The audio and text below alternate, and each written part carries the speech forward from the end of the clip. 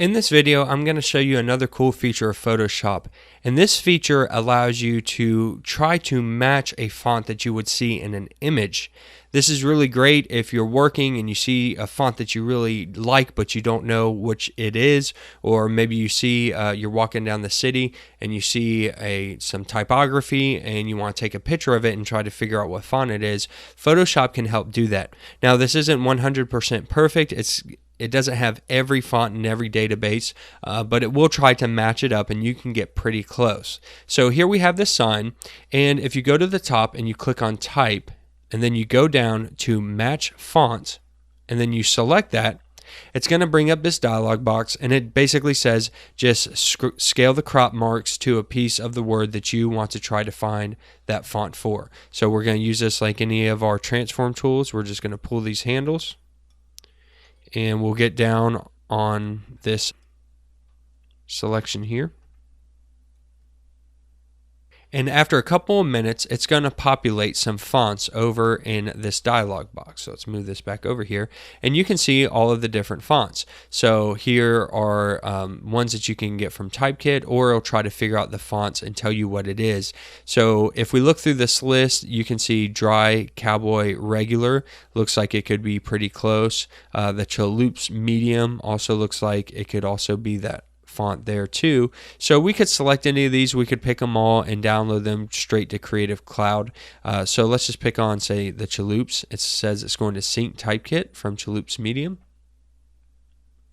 and then it's added that font in for us. We'll hit OK, and then we'll go to our type tool, and when I go to my type tool, it's already got Chalups selected for us. So we'll just come out here, we'll type the same word in all caps and just see how close it is.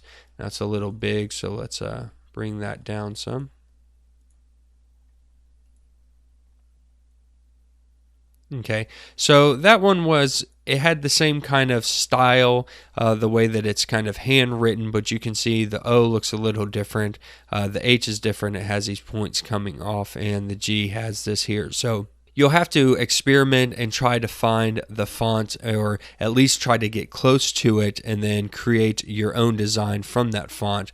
But it gives us a really quick way to come in here and try to guess what that font's going to be. Let's try it one more time and just see if we can pick another one. So we'll come in, and we'll have to redo the crop marks every time that we come in here.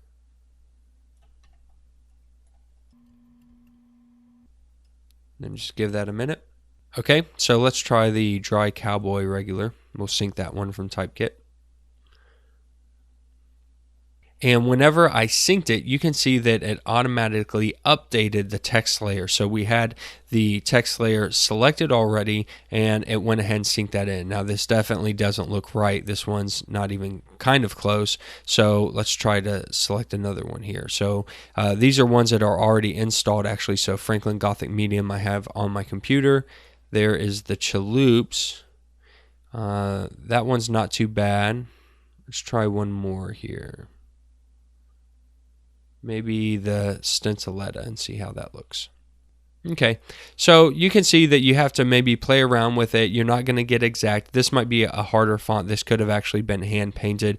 If it's a common font, it'll be easier to pick up. But this gives us a way to come in here and at least try to match up or get close to a font that you would actually see in an image. Or like I said, if you're out and about and you want to take a quick picture and bring it into Photoshop, you can try to guess what that font is using Photoshop's tool.